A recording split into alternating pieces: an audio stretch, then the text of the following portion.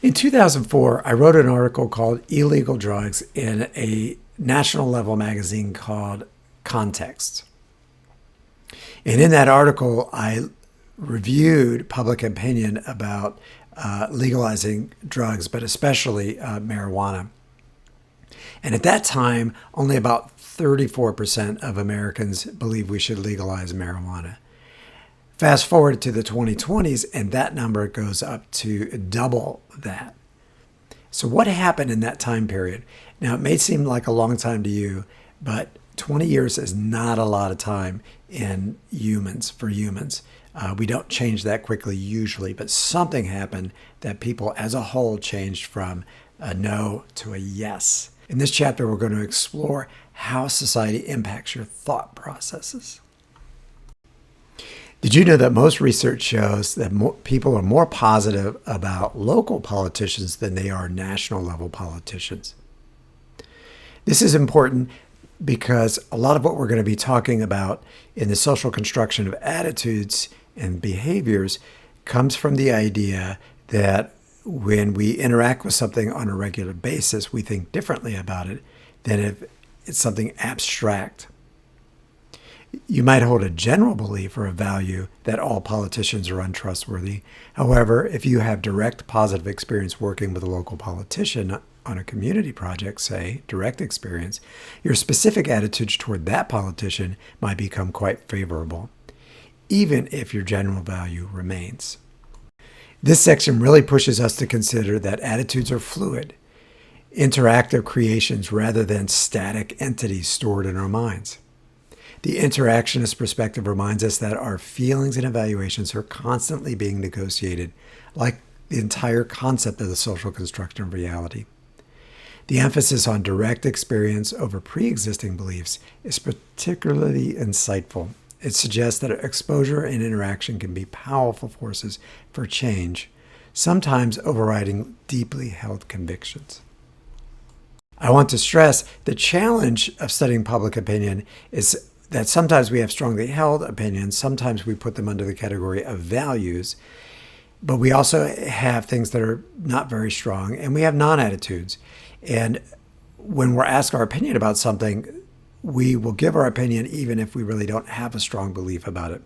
And that's going to make a huge difference on whether that belief, value, or opinion impacts our behavior in any way. I tell my children all the time, do as I say, not as I do. And it's kind of a running joke in our family. And the idea is that clearly a lot of us do things that don't necessarily reflect what we really think about the world, our values and our beliefs. And why is that? I feel really bad for pollsters. I've done a lot of research in my career, and a lot of it's been survey research. And it's very difficult to predict people's thoughts, feelings, and behaviors. It's very difficult to predict from a thought in a survey what they're going to do. They say they are going to vote for somebody, and then they go vote for somebody else. So on the one hand, this could simply mean that humans are totally unpredictable. But if humans were totally unpredictable, trust me, we wouldn't wake up in the morning and get through the day. So the real question is, why aren't they as predictable as they say they're going to be? And why is there this gap between our thoughts and what we actually do? I want to say on the research side of things, it could simply be poor measurement, that we don't know how to do it. And I do know there's some psychological studies under very exacting conditions, they can predict with over 90% certainty what you're going to do. But they have to collect so much data, it's not useful for you and I in our day-to-day lives. On a regular basis, that is, if you go around and ask people what they think about something, you're only going to predict their behavior maybe 30% of the time. The average relationship between an attitude and behavior is about a 0.3. So if you built bridges on this, then the majority of the bridges would be falling down. It's not very useful. I'm going to bring in our old friend agency, and it's very important. This is the beginning of the class. We talked about some fundamental ideas about humans. Humans have agency. And so maybe in a particular moment you're thinking one way, but then when you go to actually do whatever it is you're thinking about, you consider all the other factors that go into it, not just your opinion, but everything else involved in it. You want to purchase something. Well, then you have to start thinking, I really want it. That's a stable thought about it. But then there's costs. And if I do buy that, I'm not going to be able to do other things with that money because I'm putting it into that. You might start thinking about what other people think about buying that product. There's so many other factors that get in the way. And you can just change your mind. And that is something that is very human as well. So on the one hand, yes, there is a gap between our attitudes and behavior. Keep in mind, though, that's also, in my opinion, what is special about being a human being. Now, a lot of this class is going to focus on inequality. I told you at the beginning of the semester, that's what sociologists spend a lot of time doing. And with attitudes, we're going to focus on prejudicial attitudes. But I'm going to start us off with this discussion on a positive note. And it helps to understand that the lack of coherence between our attitudes and behaviors actually can be a good thing. Consider Richard Lapierre's famous study from the 1930s. He traveled with a Chinese couple in the U.S. during a time of significant anti-Asian prejudice.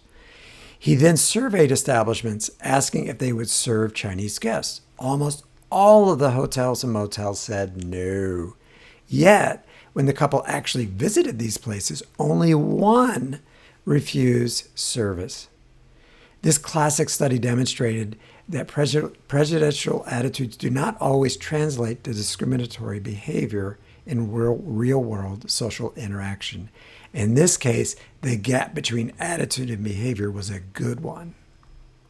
In its most recent findings, Gallup polls shows that 67% of Americans believe race relations in America are bad. Prejudice seems to exist, and we recognize it's a problem. So why does it continue even though the majority of us think it's a bad thing? One reason we may not see a great relationship between attitudes and behavior when it comes to race and prejudice is that there are different types of racism. Conscious racism is hard to study because very few people want to admit to it. The last I've seen anything on this has been many years, is that less than 5% of Americans admit to any kind of openly racist attitudes. However, there is ideas associated with racism called unconscious racism and institutional racism. Unconscious racism includes biases that we hold without being fully aware of them.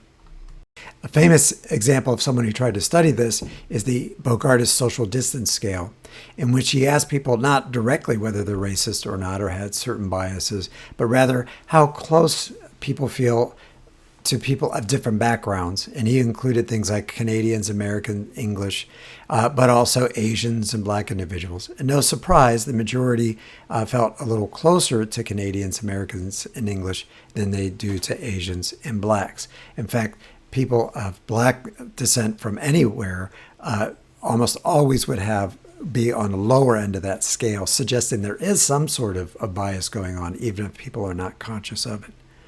Institutional racism, on the other hand, deals with practices that ultimately lead to racist outcomes through those practices and procedures. Probably the most common example of this would be that African Americans in the U.S. have a harder time getting loans, business loans, and personal loans than white and Asian Americans. A similar set of logic can be applied to the study of sexism in society, where most people are not overtly sexist in any way. There could be subtle forms of sexism that exist in the way that men and women interact with each other. There's really only two things I really don't want to focus on here. One is the idea that we may have an attitude toward a behavior or an object or anything else, but we also incorporate the norms of the people around us and the larger society in deciding whether to act on those thoughts. I also want to point out that psychologists really emphasize the idea that there's a gap between our attitudes and behavior, and that's the intention to do something. And that is, our attitude may give us a disposition towards something, but there's a huge gap between whether we act on that disposition or not. And that gap comes from circumstantial things that are happening right in front of us that may stop us from acting on a decision that we made. So we might decide we want to go purchase some object, but on our way, life happens, something interrupts us, and we aren't able to do that. So it stops us midway. And any number of things in life could stop us from acting on those things that we want to do. So our attitudes are really in some ways averaged based on our thoughts about things, as well as the thoughts of the people around us, the larger society. And some things are weighted more heavily than others. So our family opinions might mean more to us than, say, the public news or something like this. But we incorporate all of those things into ultimately what we decide is important to us. So where do we get our attitudes in the first place? At a very young age, we are interacting in the world, but we certainly don't have the language skills early on to clearly form thoughts and beliefs about the world. Generally, it's believed that socialization processes work with attitudes just like everything else in life, that we observe people around us and take in those attitudes.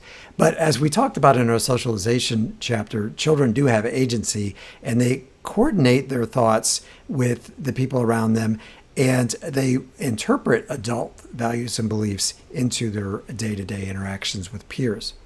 And it's generally believed we continue to do this throughout our life. I would say the major difference between what children experience and what adults experience is the role of media in our attitude formation or attitude change over time.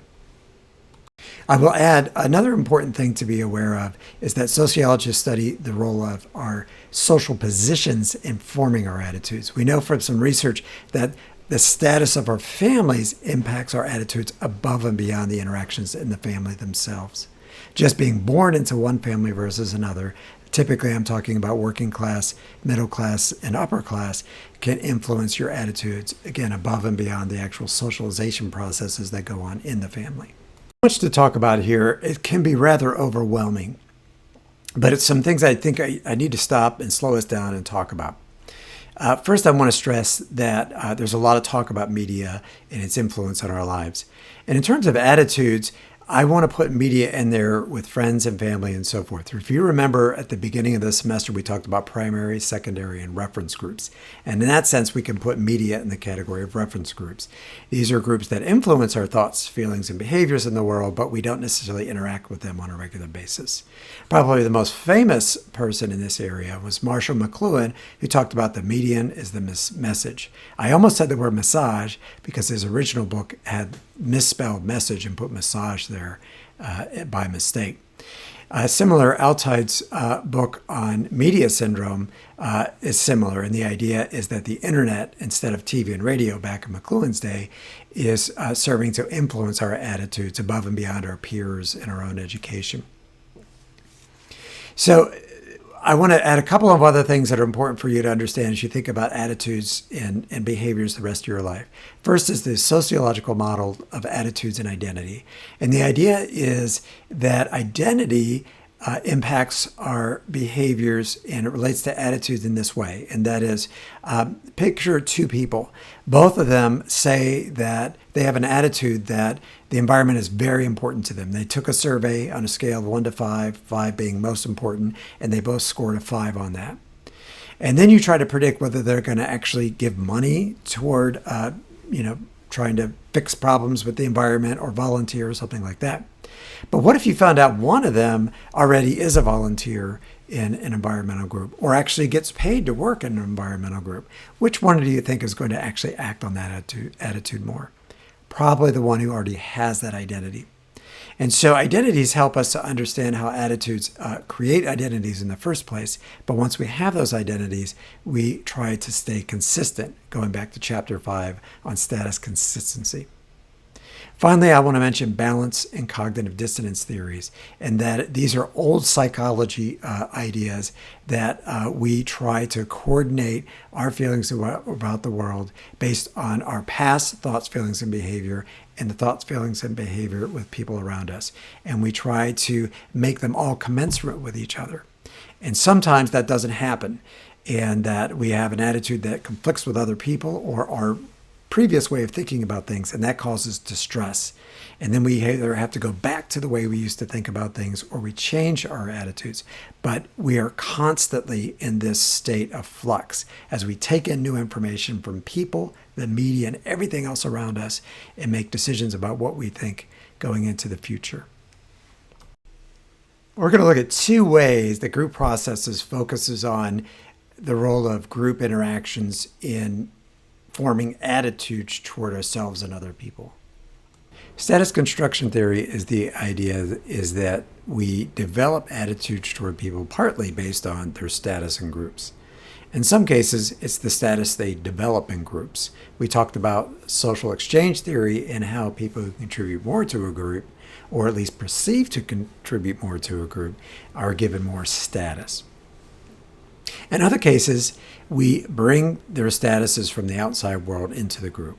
Typically, we focus on race, class, and gender when it comes to sociology, but it could be their looks, it could be their prestige from the community. They might have a high status position in the community, but they bring that into the group.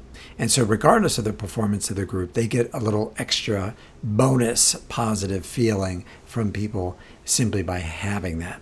And if they continue to exchange more in their group, give more to the group, then that supports their initial perception that they have coming into the group. A second way that group processes helps us understand the impact of group behavior on our thoughts, feelings, and behavior is through social identity theory. Here we're focusing more on the in-group versus out-group. This is a fairly well-studied thing that however you define your in-group, typically it's again your friends and your family, but it could be your reference groups, the people who are important to you even if you don't interact with them. We tend to not only look at them more positively, but even when they do something bad, we find ways of defending those behaviors as well. So it might be that you're a staunch Democrat or Republican and somebody in your party does something bad, but you defend that behavior in one way or another. You justify it. And that way, with the my side bias, the bias we have toward ourselves, is applied to our in-group. After reviewing materials from this section, you have to ask yourself, can you ever have an authentic set of beliefs amidst this chaos of everyday life with family, friends, and the internet? We now even have something called sloppers, people who rely on AI to tell them what to do. My advice is be intentional. You can use your agency to think what you want to, act how you want. That said, don't be afraid to lean on what you know to be true. It is okay to conform every once in a while. Of course, occasionally you're going to have to stand up in front of a group and stand your ground. But go into that knowing who your in-groups are, your out-groups are, and in terms of status construction theory, what statuses you bring in that may help you or in some cases may hurt you. And together, these things might help you be more effective in that situation.